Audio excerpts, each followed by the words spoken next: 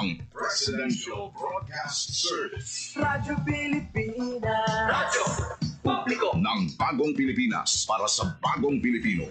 Naghahatid ng mahahalagang balita at impormasyon na uugnay ng pamahalaan sa sambayanan.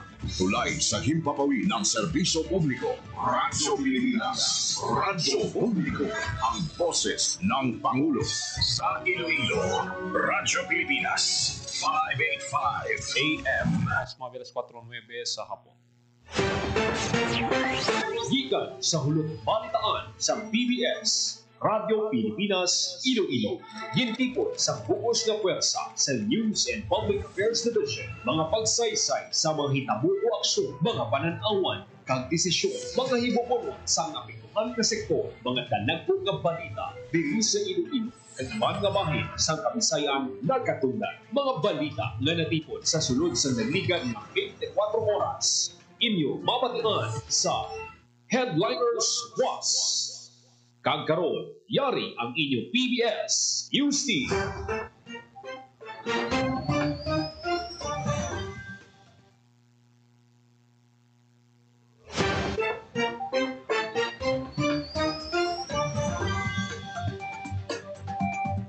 Mayong hapon, ini ang Headliners Was. Miyerkules, Agosto 6, tuwing 2025. Ini ang inyong tagbalita, Joseph Paul Nobles sa Taros. Kagaron sa mga Pangulong Dinalaan. Headline. Energy Secretary Garin ginapatutukan ng mga power generation plants sa Visayas. Headline. Assistance kagin palabot sa mga naapektuhan sa Southwest Monsoon sa Western Visayas naglabot na sa masobra 90 milyones. Headline. Mga minor de edad nga naulamit sa nagluntan nga rambol sa syudad ginpatawag sa giniwat ng interagency meeting ni Raisa o ni Mayor Raisa Treñas. Headline. DPWH gina-inspeksyon ng duha ka taytay sa Rojas City. Headline. 911 sarang namatawagan sa mga Antiqueño sa tion sang emerhensya. Headline. Kagkaroon sa detalye na sa aton mga balita. Radyo Pilipinas. Radyo Pilipinas News. Radyo Pilipinas. Radyo Pilipinas News. Sa aton nga mga balita,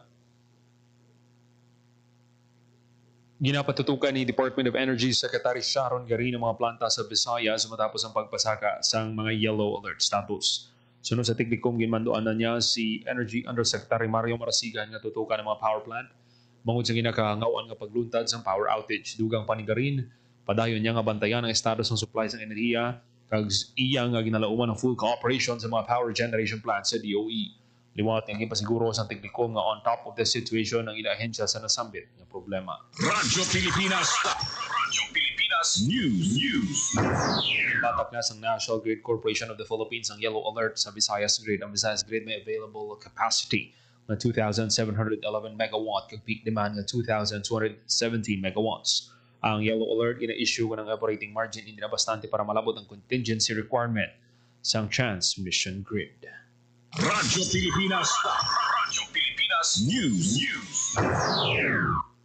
Assistance nga ginpalabot sa mga naapektuhan sa Southwest Monsoon sa Western Visayas naglabot na sa masobra 90 milyon. Detalye sa balita sa report ni Marian Grace Areñata. Radyo Pilipinas. Radyo Pilipinas. Nakapalabot na sa masobra 19 million pesos na bilisang humanitarian assistance ang Department of Social Welfare and Development Field Office 6, mga lokal na panguluhan at non-governmental organization sa mga naapektuhan nga pamilya sa Western Visayas bangod sa Southwest Monsoon na kunabagat na ginenhance ang Bagyo Crising, Dante kag Emo.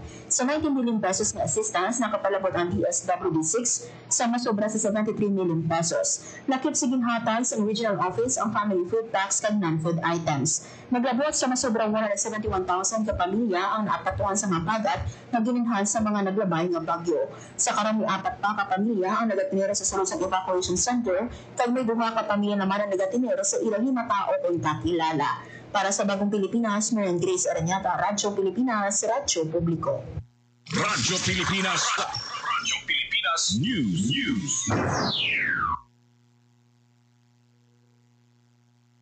Radyo Pilipinas. Radyo Pilipinas Pilipinas News. Nagpatawag sang interagency meeting si Iloilo City Mayor Raisa Treñas ug ang Iloilo City Police Office, Iloilo City Social Welfare and Development Office, kaupod si Councilor Nene de la Llana, Sangguniang Kabataan President Jelma Implica kag City Councilor Francis Parcon Torres. Kaupod sa mga minor de edad nga naulamit sa series ang rambol nga nagluntad sang damlag lang sa Haro Plaza kag ICC Reversion Road, Mandurriao. Yan pa idalom sa debriefing kag counseling ang mga pamatanon kag ginpahangop sa detalye sa Republic Act 9433 o kunang Juvenile and Welfare Act of 2006. Ginpahayag naman ni Councilor Francis Torres Parcon nga pasanyugon pa ang Juvenile Intervention Program kaumo ng Iloilo City Social Welfare and Development Office. Radyo Pilipinas News. Samtang sa ibang panaton nga balita, Radyo Pilipinas News. ginpadulungan kag gin-inspeksyon ang Department of Public Works and Highways Region 6 kag Capiz First Engineering District Office ang duha ka taytay sa Roa City agud personal nga mausisa ang kahimtangan sa mga ini. Naibaluan na nag-request si Roa City Mayor Ronnie Daliva sa ahensya nga lantawon ang San Roque Bridge kag Tisa Bridge para sa kaluwasan sa publiko kasi tinutoy nga makahimo sa mga tikang agud maglawig pa ang paggamit sa mga struktura. Lakip sa mga ginalantaw ang load limit sa mga taytay kag ila mga structural integrity. Radyo Pilipinas News. Radyo Pilipinas News. Sa emerhensya, sarang namadayal sa mga Antiqueño ang 911 ginanunsyo ni Police Lieutenant Colonel Robert Mansueto, Deputy Provincial Director for Operations ng Antique Provincial Police Office ng 911 Emergency Hotline ang operational na sa probinsya ng Antique kag handa nga magsabat sa mga tawag sa publiko.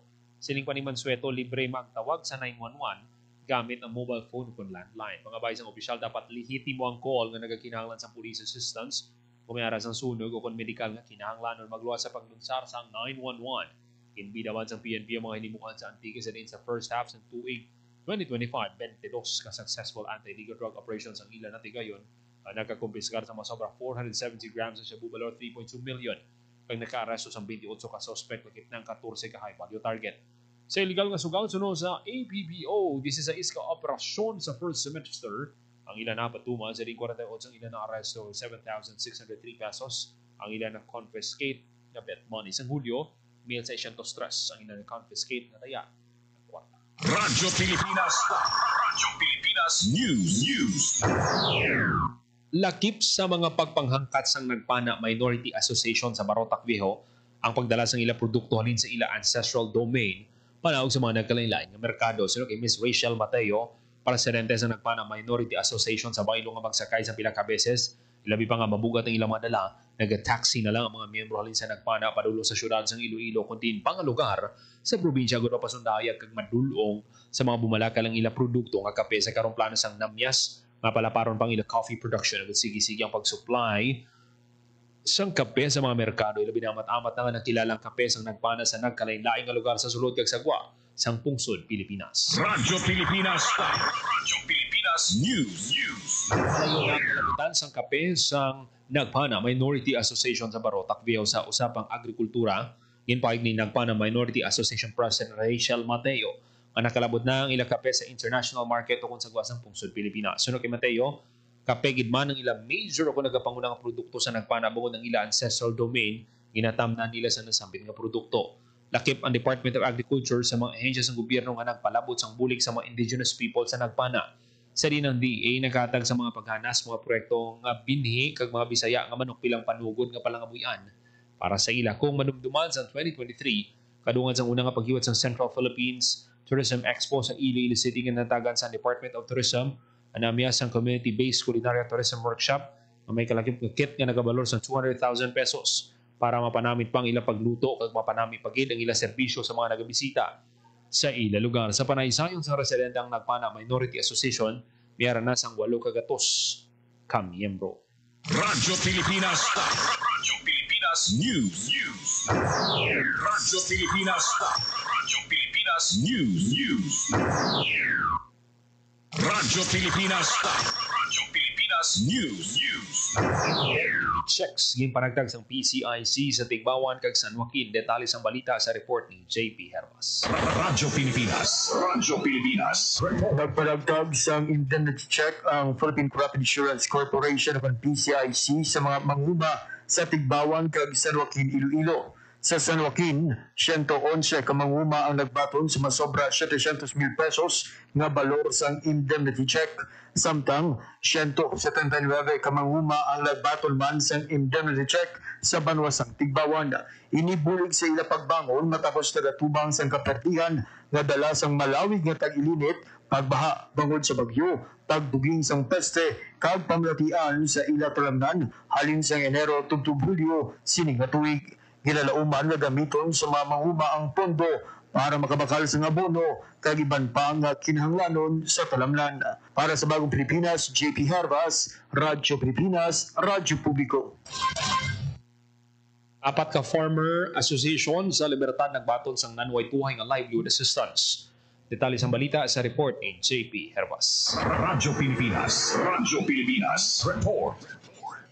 Radyo Pilipinas Report. Radyo Pilipinas Report. Nagbaton sang nagaytuhay nga livelihood assistance ang apat ka asosasyon sang mangunguma sa Libertad Antique. Ini si dalom sang Special Area for Agricultural Development Consad program nga ginapatuman sang Department of Agriculture. Ang bulig na kasentro sa pagbasanyog sang produksyon sa utan, luya, uhong kag poultry sang banwa. Lakib sa mga ginpanagtag ang nunaytuhay nga binisang utan, agrochemical, bulong kag biologic, generator set, noodle maker machine, incubator nga may hatcher, grass cutter, kag mga chest freezer.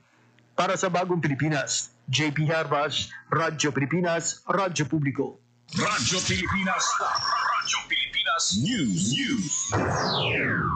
Kooperatibo sa mga mangunguma sa Tangalan Aklan nagbaton sa 5 kagatos kasaha sa saging bilang bulig walang kabuyan. Detalye sa balita sa report ni JP Hervas. Radyo Pilipinas Report. Nagbaton sa 500 kasaha sang saba ang panayakan Lanigra Multipurpose Cooperative sa Banwas ang Tangalan sa Aklan bilang dugang sa ila karon nga proyekto sa corn production. Ang bulig din palabot sa Special Area for Agricultural Development o CONSAD program sa Department of Agriculture. Kasunod sa nanging proposal mismo sa grupo para may makuhaan pagid sila sang kita. Ang 500 kasaha ang ginalauman nga tanom sa 0.75 hectares nga land area apang ginpanagtag ini sa grupo sa pulo nila ka membro kag nga tanom sa masobra 2 ka hektarya. Plano sa grupo nga ibaligyan ilang mga produkto sa ilang barangay kag bugos nga banwa. Para sa Bagong Pilipinas, JP Hervas, Radyo Pilipinas, Radyo Publiko. Radyo Pilipinas News. Nagpakigbahin ang probinsya sa Guimaras sa pinakadako kag prestiyoso nga food expo sa Pilipinas, ang Wolfex 2025. Ini sa kation para mabidas ang probinsya labi ng mga mismi ang mga kalidad nga produkto sa mga Guimaras noon sa mas madamo nga puwuluyo ang probinsya sa Guimaras. Nagabuilog po ng Iloilo City Government, Iloilo Mines Alliance, Iloilo Hotel Restaurants and Resorts Association, ug Metro Iloilo Guimaras Economic Development Council sa lang mabakal sa mga bisitang world-class nga paho sa probinsya. Kagiban pa nga local products, bukas man ang probinsya sa bag-o nga merkado, partnerships, kag investments para sa mga local producers. Radyo Pilipinas News. Sa ibang panaton nga balita, 73 ka barangay sa Iloilo may clustering of dengue May cases. 73 ka Detalye sa balita sa report ni Marian Grace Ereniata. barangay sa probinsya sang Iloilo nga may clustering of dengue cases as of February week 30 o kanu maning Enero 1 tugtog Hulyo 26 ni nga tuig. Sa datos ng Iloilo Provincial Health Office sa 73 nga barangay, 13 dili ang gikan sa Banwas ang Oton, 9 sa Haniway, 8 sa Barotac Nuevo, 4 sa Pototan kag Dingle, tatlo sa Dumangas, Leon, Mina, kag Tigbawan, kag tigduha sa Banwasang Alimudyan, Balasan, Kabatuan, Concepcion, Gimbal, kag Ibaras, kag tig-isa naman sa Ahoy, Badyangan, Barotac Viejo, Bingkawan, Kalinog, Lakitmang sa Duanyas, Lambunao, Pavia, San Joaquin, San Rafael, kag Saraga. Makabing nga may clustering of dengue cases ang isa ka barangay kung miara sang tatlo ka kaso kung masobra pa sa sunod sang 4 ka sunod-sunod nga semana. Sa datos sang Iloilo PHO, naglabot na sa 3,462 ang kaso sang dengue kag may 13 nga napatay as of July 26, 2025. Panugyan ni Dr. Roddy Labis, Head sang Health Service Delivery Division sang Iloilo PHO sa mga pumuluyo nga padayon nga magsunod sa 4S strategy kontra dengue. Ang search and destroy breeding places, self-protection, seek early consultation kag support fogging or spraying. Ginahilo man ni Dr. Labis ang publiko nga mag-upod sa Limpyo Iloilo nga kampanya sang Iloilo Provincial Government kung saan magpanglimpyo kada alas 4 sang hapon kada Lunes. Para sa Bagong Pilipinas, Marian Grace Aranyata, Radyo Pilipinas, Radyo Publiko. Radyo Pilipinas, Radyo Pilipinas News. Healthy Hearts program in-expand sa syudad sa Iloilo para matap na ang cardiovascular disease. Detalye sa balita sa report ni Marian Grace. Gin-launch sa Iloilo City ang expanded Healthy Hearts program sa tinutuyo nga matap na ang cardiovascular diseases nga amo ang nagapabiling nga leading causes ang pagkamatay sa Pilipinas. Gimpahayag ni Dr. Altea Tampos ang Iloilo City Health Office nga magatukod sa Sweetheart Clubs, hypertension kag diabetes support groups sa tanang distrito kag laboton ang 80% controlled hypertension kag diabetes cases sa 2026. Sa idalom sang programa, target nga 80% sang 20 years old and above nga screen gamit ang Philippine Protocol for Essential Non-Communicable Disease Interventions. Iga-employ sa citywide expansion ang bibingka approach nga isa ka strategiya nga nagakombine sang top-down policy implementation nga may bottom-up community engagement.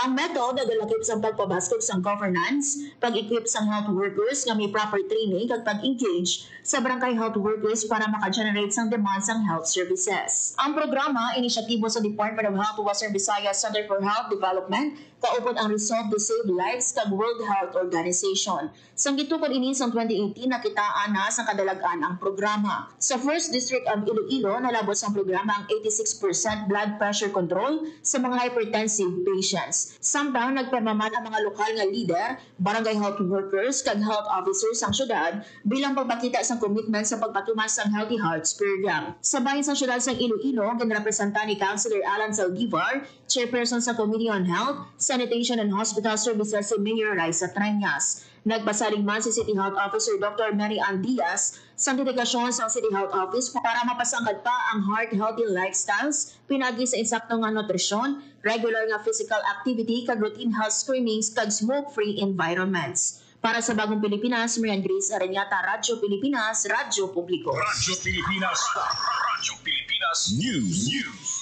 Yung pagugal sa Department of Science and Technology Region 6, ang bago nga nabaton nga pagkilala halin sa Civil Service Commission. Malipayon nga ginanunsyo sa DOST 6 nga ginatagan nini sa Certificate of Recognition, mga nalabot sini ang Maturity Level 2 kung ang Bronze Award sa idalom sa Enhanced Program to Institutionalize Meritocracy and Excellence in Human Resource Management o Prime HRM. Inibangod, madinalagon nga nalabot sa Regional Office Maturity Level 2 indicator sa apat ka care kung core HR systems, recruitment, selection and placement, learning and development, performance management, kag rewards and recognition. Ginbato ng DOST 6 Regional Director Engineer Rowan R. Halonga, CESO 2 Assistant Regional Directors May Rose Suerte kag Caitlin Sara B. Bernardino ang bago nga pagkilala. Ginpahayag naman sa DOST ang award pamatud sa dedikasyon sa ahensya nga magtukod sa culture of excellence kag inobasyon sa serbisyo publiko. Radyo Pilipinas, Radyo Pilipinas News. Yun pa si Dungan sa Iloilo Provincial Government ang mga scholar sa probinsya nga nag-graduate ng may Latin honors. Sa recognition rights sa mga madinalagon ng mga scholar sa idalon sa scholar sa Iloilo programa kung ISIP, nakabaton sa 3,000 pesos nga cash incentive ang mga nag-graduate cum laude, 5,000 sa mga magna cum laude, 7,000 sa mga nag-graduate ni summa cum laude. Ang mga scholar nakatapos ang kuleyo sa pilang kabulutuan kang isang University of the Philippines, Visayas, Iloilo Science and Technology University, West Visayas State University, Iloilo State University of Fisheries, Science and Technology, kag Northern Iloilo State University. Nagtambong sa pasidungog si Iloilo Vice Governor Lian De Buque kag ang mga opisyales sa mga kabanwahanan sa probinsya. Radyo Pilipinas. Radyo Pilipinas News. Samtang sa ibang panaton nga balita, mid-year convention sa Philippine Academy of Rehabilitation, iwaton sa Capiz. Detalye sa balita sa report ni Hope Torrechante. Radyo Pilipinas. Radyo Pilipinas. Report.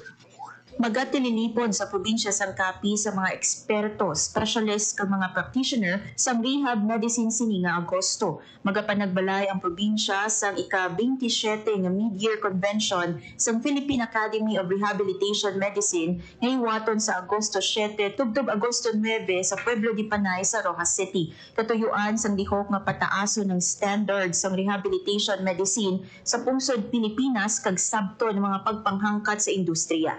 Ginalauman man nga mangin lugar ang lihok sa pagbayluhanay sa mga best practices kag advancement sa patag sang rehabilitation medicine.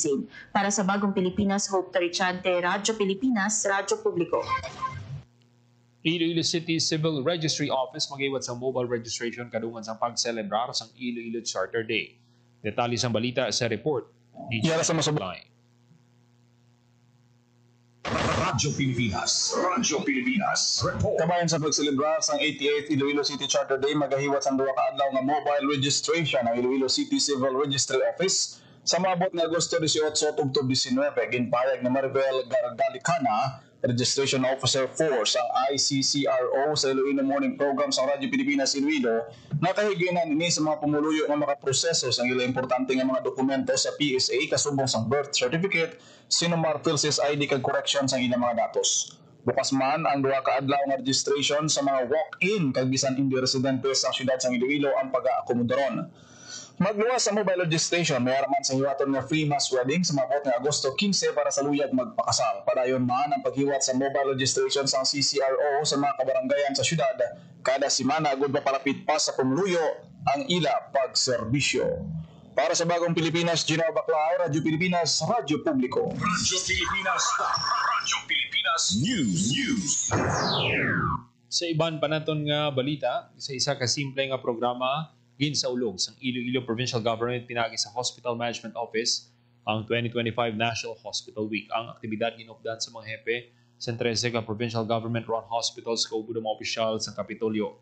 Kadungan sang selebrasyon may ara sang exhibit sa ringin pakita ang mga serbisyo hinimuan kag pagkilala nga nabaton sang mga ospital sa probinsya. Ginpasalig sang provincial government magasuporta sa mga tikang. Agud mapataas ang budget allocation sa 13 ka provincial kag district hospital sa Iloilo para mapataas pa ang kalidad sa ilang serbisyo. Sa iyan ang mensahe, pasalamatan ni Iloilo Governor Arthur Defensor Jr. ang mga hospital personnel sa pag-ubra sa maayo sa ilang mga katungdanan sa pihak sa mga pagtilaw sa ilang trabaho. Radyo Pilipinas. Radyo Pilipinas News. Samtang sa ibang panaton nga balita, Radyo Pilipinas. Radyo Pilipinas News. nakabaton sang benepisyo ang 546 ka residente sa Barangay Panubolon kag Giwanon sa Banwa sang Nueva Valencia, Guimaras halin sa tulong panghanap buhay para sa ating disadvantaged displaced workers o kontupad program sa Department of Labor and Employment. Ang distribusyon ginpanguna ni Congressman J.C. Rama Nava. Kada benepisyaryo nakabaton sang 5,130 pesos matapos ang pulo ka adlaw nga community service. Sunod kay Congressman J.C. Rama Nava, ginatingwaan sang gobyerno probinsyal nga mapalapit pa ang mga benepisyo nga kinahanglan sa mga Guimaras noon. Ang nasambit nga programa sa gobyerno ginahatag sa mga displaced workers o kon mga pigado nga pumuluyo. Radyo Pilipinas. Radyo Pilipinas News. Samtang sa ibang panaton nga balita, Radyo Pilipinas. Radyo Pilipinas News. arestado sa bypass. Radyo Pilipinas. Radyo Pilipinas News. Arestado sang Station Drug Enforcement Team sang Banante Municipal Police Station ang tatlo ka durugista sa ginpatigay nga bypass operation sa barangay Talugkagan, Banate, Iloilo. Ang mga suspect ginkilala nga sanay alias Toto, 38 anyos, casual employees ng LGU Putotan alias Mercy, 30 years old, kag alias Mama, 42 anyos, kag residente sa sitio Kaburihan, Barangay Carmelo, Banate, Iloilo. Nagkumpiska sa operasyon ang 10 grams ng shabu nga nagabalor sa 68,000 pesos kag isa ka kalibre .40 nga pistol. Sa monitoring sa kapulisan, may previous record si alias Toto sa illegal nga droga kag may kaso man sa nga frustrated murder. Nangin mga dinalagon ng operasyon, makaligad ang kapinduang kabulan nga surveillance base sa impormasyon halin sa isa ka concerned citizen. Suno kay Police Colonel Bayani Razalan, Provincial Director ng Iloilo Police Provincial Office handom sang kapulisan ang malinunggang matawhay nga probinsya kag malayo sa illegal nga droga. Gimpasiguro sang IPPO ang padayon nga pagpasangkad sa kampanya kontra illegal nga droga sa probinsya sang Iloilo. Radyo Pilipinas News. Naglabot naman sa 130 grams ang shabu nga nagabalor sang 884,000 pesos anong kumpiska sa Bacolod City Drug Enforcement Unit sa ginpatigang nga bypass operation sa Purok Kabuhi, Barangay 10, Bacolod City. Ang suspect ginkilala nga si alias Richard kag residente sa nainabitan nga lugar. Sa monitoring sa kapulisan, high value individual ang suspect. Ang suspect magapangatubang sa kaso nga paglapas sa sections 5 kag 11 sa Republic Act 9165 o ng Comprehensive Dangerous Drugs Act of 2002. Ang BCPO sa pagpamuno ni Police Colonel Joris T. Coronica nagapabilin nga agresibo sa anti-drug operation sugod mahilway ang Bacolod City sa illegal nga droga. Radyo Pilipinas News. Mga job vacancies maaplayan sa iwaton nga Iloilo City Day Job Fair sa Agosto 22. Detalye sa balita sa report ni Janelle Baclay. Radyo Pilipinas Report. Yara sa masobra 10,000 ka job vacancy sa mahimo maaplayan sa nagilapit nga ATF Iloilo City Charter Day Job Fair sa mabot nga Agosto 22. Sa datos ng PESA Iloilo City, na pasakupan sa 93 ka local companies, 15 ka mga BPO companies, kag 11 ka accredited overseas recruitment agencies. Sa mga nagapangita sang obra kag bag-ong graduate, mahimo ka makapadulong sa Robinsons Iloilo Main sa maabot na Agosto 22, halin na 9 sa aga, tugto balas 4 sa hapon. Para sa Bagong Pilipinas, Gina Baclay, Radyo Pilipinas, Radyo Publiko. Radyo Pilipinas News. 25 ka PDL sa Iloilo District Jail Male Dormitory yun paidalom sa Construction Painting NC2 sa TESDA Regional Training Center sa Iloilo. Detalye sa balita sa report ni Janelle o ni Marian Grace Araniata. Radyo Pilipinas Report. Padayon sa karon nga ginahiwat ang 23 ka adlaw nga training program para sa Construction Painting NC2 sa 25 ka persons deprived of liberty o PDL sa Iloilo District Jail Male Dormitory sa Bureau of Jail Management and Penology o BGMP sa Barangay Nanga, Pototan. Ang training program ang ginapangunahan sa Technical Education and Skills Development Authority o TESDA Regional Training Center Iloilo nga nagatuyo nga hatagan ang mga PDL sa valuable skills para sa ilang future employment sa tiyon nga sila ang makagwa na. Nag-umpisa ang training sa Hulyo 29 kag magadakop sa Setyembre 4. Pagkatapos ang core training, nung humatong nga 3 ka adlaw nga entrepreneurship program, humalin Setyembre 5 tugtog 9 para ma-equip pagid ang mga PDL sang ihibalo kag ikasara nga ila magamit sa pag-umpisa sang negosyo. Ang Construction Painting LC2 ang isa sa mga courses sa idalom sang Special Training for Employment Program o CONSTEP nga nag-cover sang bilis ang training kag ang mga partisipante ang magabatong man sang toolkit sa tiyon nga makompleto nila ang kurso. Para sa Bagong Pilipinas, Marian Grace Araniata, Radyo Pilipinas, Radyo Publiko. Sa ibang panaton nga balita, Iloilo Capital nagaupod sa selebrasyon sa National Breastfeeding Month. Detalye sa balita sa report ni Hope Torrechante. Radyo Pilipinas Report. Nagaisa ang Iloilo Provincial Government sa pagsaulog sa National Breastfeeding Month sini nga bulan sang Agosto kag nagaupod sa kampanya sa breastfeeding para sa kabataan. Sa August 24 may ara sang pagkahiwaton nga breast milk clotting activity ang Kapitolyo Provincial kaupod ang Western Visayas Medical Center kag ang Banwa sang Yag-aw. Katuyuan sini nga magbulig supply sa Human Milk Bank sang WVMC nga nagahatag sang life-saving breast milk sa kabataan nga naka-admit sa neonatal ICU. Kag amuman ang itibong ang breast milk bilang best food and nutrition nga mabaton sang bata. Ang tema sa selebrasyon sini nga tuig, prioritize breastfeeding, create sustainable support systems nga nagatungod sang breastfeeding bilang isa ka shared responsibility sa diin kinahanglan ng ululupod nga suporta gikan sa mga nagkalain-lain nga sektor kag opisina. Naibaluan nga dako ang mabulig sang breastfeeding sa mga lapsag ilabi na sa ila una nga duha ka tuig agud masiguro ang ilang nutrisyon kag makabulig sa ilalawas nga makabato sa mga non-communicable diseases. Samtang ginahingyo naman ng mga breastfeeding capital employees kag mga kliyente nga gamiton ang lactation station nga nahamtang sa second floor sang Casa Real. Sarang man sila maka-avail sa serbisyo sa mga trained breastfeeding counselors sa Provincial Health Office para sa mga breastfeeding related needs kag concerns. Para sa Bagong Pilipinas, Hope Tarichante, Radyo Pilipinas, Radyo Publiko. Mountain Trail liwat nga hiwaton sa NNP sini nga Agosto. Detalye sang balita sa report ni Hope Tarichante. Radyo Pilipinas. Radyo Pilipinas. Report. Radyo Pilipinas. Radyo Pilipinas. Report. Radyo Pilipinas. Radyo Pilipinas. Report. Gayon liwat nga lauma ng Mountain Trail Run sa Northern Negros Natural Park. So August 16, magadalaga naman sa separado nga kategorya ang mga trail runners sa Don Salvador Benedicto sa Negros Occidental.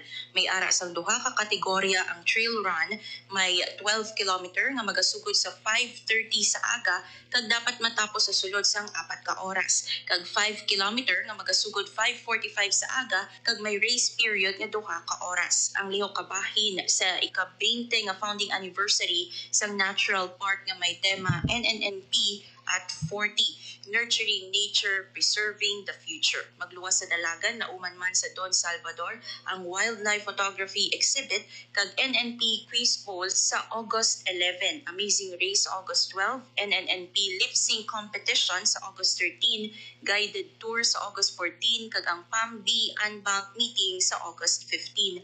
Ang mga aktibidad para sa founding anniversary sang NNNP na ginaupdan sa Negros Occidental Provincial Government, Department of Environment and Natural Resources, Penro Negros Occidental, kag Northern Negros Natural Park upod ang mga stakeholders.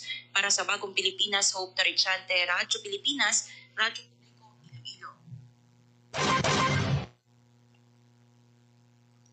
Hiwaton sa Bacolod City ang unang regional edition sa Terra Madre sa Asia kag Pacific. Lawan ang pagtilipon sa mga food community sa provincial capital Lagoon sa Nobyembre 19 tugtog 23.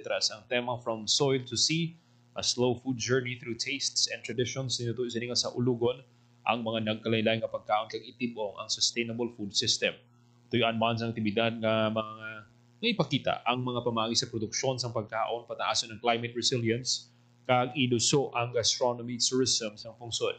Kangay sang Terra Madre, Salon del Gusto sa Italia lauman sa regional edition ang mga ginapabugal nga pagkaon sa Pilipinas amuman sa mga kaiping nga nasyon.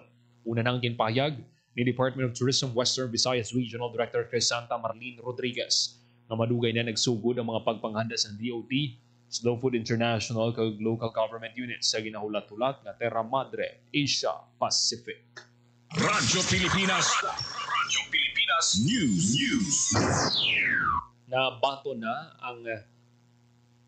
Nabato na sa tato ka senior citizen nga taga Barangay Nagbang ila birth certificates ngin issue sa Philippine Statistics Authority. Inyang natigayon pinagi sa mga pulis ang revitalized pulis sa barangay na na-assign sa lugar sa pagpamuno ni Police Captain Mark David Banay. Nagapasalamat ang mga recipients sa bulig kag sang RPSBG personnel para makuha ang ila birth certificate. Inakalipay sang kapulisan ang pag-abi-abi kag suporta sa mga residente. Bangod ang ila katuyuan among magbulig sa mga residente para mapahapos ang ila pag-access sa mga serbisyo sa gobyerno. Ang RPSB program sa community-based initiative sa liga na deploy ang kapulisan sa mga malayo kag geographically isolated and disadvantaged areas sa gudbuligan ng mga residente kag para mapatuman ang talino kag katawhan. Radyo Pilipinas. Radyo Pilipinas News. Pilipinas alas 4:42 sa hapon. Kami itong manatipon nga balita sa PBS Radyo Pilipinas Iloilo News Team. Miyerkules, Agosto 6, 2025. Para sa Bagong Pilipinas, Joseph Paul Noblesa, Tarosa, Radyo Pilipinas, Radyo Publiko. Ang inyong tulay sa himpapawid ng serbisyo publiko. Ang Presidential Broadcast Service, Radyo Pilipinas, Radyo Publiko. Radyo Pilipinas. Radyo Publiko. Kinilala ng pag-international at prestigyosong Asia Pacific Broadcasting Plus Awards 2025 para sa kategorya ng Government Streaming.